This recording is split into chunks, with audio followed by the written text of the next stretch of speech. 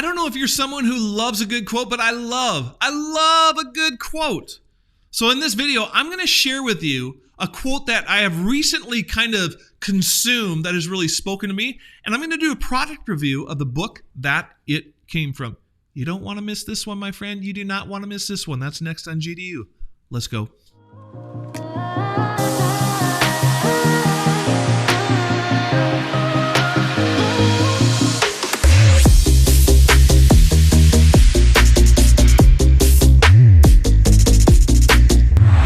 God Dream University. I am Bob Upgren, and GDU exists. Why do we exist? Let's see. To help you start and grow your ministry, my friend. That is why. To help you start, and if you are currently leading, to help you grow, amplify the work that God has called you to orchestrate. That's why GDU exists. And to that end, I got something really cool to give you before I get into the content, the quote, the book, the product review. How's that? It's this. It's a free masterclass. Just got done filming it. It's called 3 Secrets to Start and Grow Your Ministry. Did you see that? Start and grow your ministry. I've had too much coffee, likely, this morning. What the masterclass does is it teaches really 3 paradigm shifts. Paradigm shifts that are going to help you start if you are just starting, or amplify and grow the ministry that God's called you to serve in. Now, also at the end of the masterclass, I peel back, I open up the curtains on God Dream University, the Mastermind. If you have any interest in that, it's in the masterclass. The link is in the description. Take advantage of that, and you will be good to go. Now, let's get into the quote. And this is going to be kind of a little bit different video, because the book is actually, it's called Spiritual Disciplines for the Christian Life, Donald Whitney. There it is. That's not very good. How's that? Boom. Okay, and so I'm reading this. And this is just for my own personal walk with the Lord, this leading into the summer. This is filmed in May.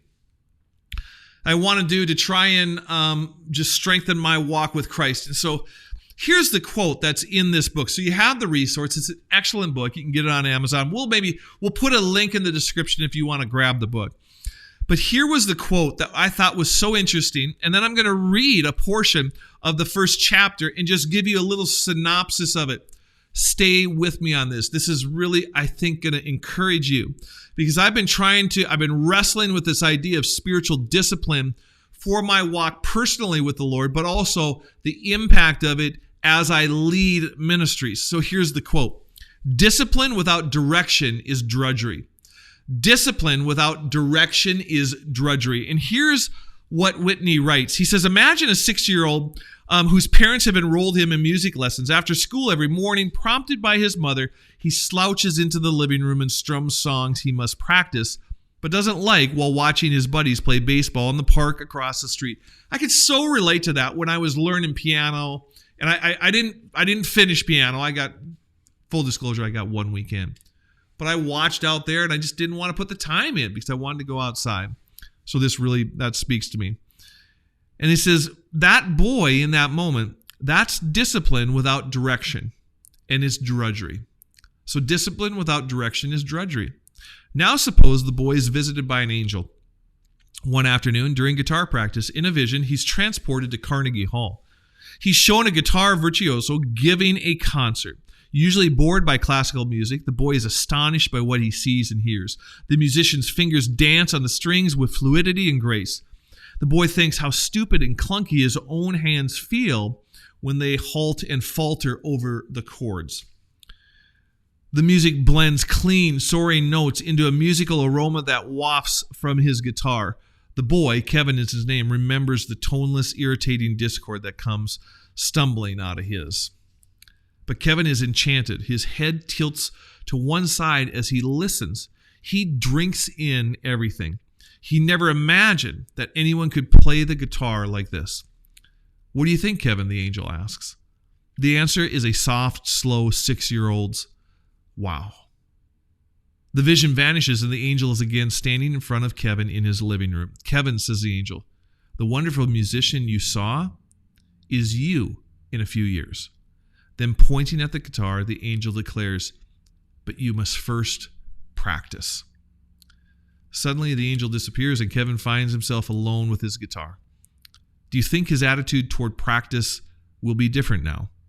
As long as he remembers what he's going to become, Kevin's discipline will have a direction, a goal that will pull him into the future. Yes, effort will be involved, but you could hardly call it drudgery. And the book is about the spiritual disciplines that we need to have in our lives. And I think oftentimes discipline, spiritual disciplines, without direction, knowing where we will be going in the future, it feels like drudgery. Prayer feels like mundane prayer. Reading the Bible feels like worthless. It feels like a worthless exercise sometimes. Worship feels unattached and unemotional. And a lot of times they feel that way because those spiritual disciplines are not attached to the direction that God calls us to, which is godliness. And that's what Scripture tells us. And so I thought that the book is I think it is an excellent book for you to consider. I think the quote, "Discipline without direction is drudgery," is an excellent quote. And all of us in our personal lives and as ministry leaders, we need to approach our walk with Christ with a discipline that ultimately, listen to this, it leads to freedom. Discipline is not confining us.